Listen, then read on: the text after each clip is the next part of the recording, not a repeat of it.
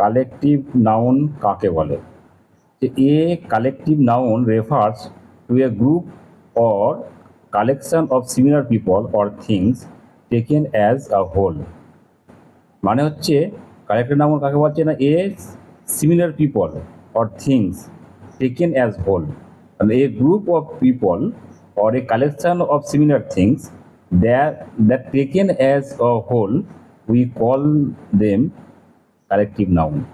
যেমন বাংলায় বললে কি হবে, এ নাউন, যে নাউন দ্বারা এক জাতীয় অনেক ব্যক্তি বা বস্তু সমষ্টিকে একসাথে বোঝায় তাকে বলে কালেকটিভ নাউন।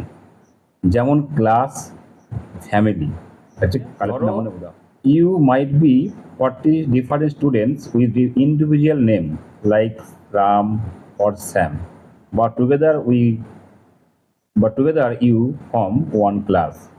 কি বলছে, মনে করো যে তোমরা 40 জন স্টুডেন্ট আছো, হ্যাঁ, ক্লাসের মধ্যে, এবং তার কার নাম রাম, কার নাম শ্যাম, কিন্তু তোমরা একসঙ্গে হচ্ছে একটা ক্লাস।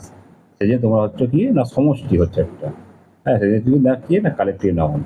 ফ্যামিলিতে মনে করো তোমার ফ্যামিলিতে তোমার কে আছে, বাবা আছেন, মা আছেন, ভাই আছেন এবং ইয়োর সেলফ, এবং তুমি নিজে আছো, তোমাদের সকলকে একসঙ্গে কি বলা হচ্ছে, একটা ফ্যামিলি বলা হচ্ছে। তাহলে এটা কি হচ্ছে না কালেকটিভ নাউনের উদাহরণ। যেমন যেমন ধরো এখানে কি বলছে যে টিমের মধ্যে এ গ্রুপ অফ প্লেয়ারকে কি বলা হচ্ছে, হু প্লে টুগেদার। একদল খেলোয়াড় যারা একসঙ্গে খেলছে তাদেরকে একটা টিম বলা হচ্ছে, তাই এটা কি না collective noun. Army same, a large group of soldiers who work together, তাদের বলা হচ্ছে কি না আর্মি। ফ্লক মনে হচ্ছে a group of sheep or birds, তাকে ফ্লক বলা হচ্ছে। A group of things herd or growing together, একসঙ্গে বলা হচ্ছে বাঞ্চ। ঠিক আছে, এইগুলো সব হচ্ছে কালেকটিভ নাউনের উদাহরণ। এবার এর কয়েকটা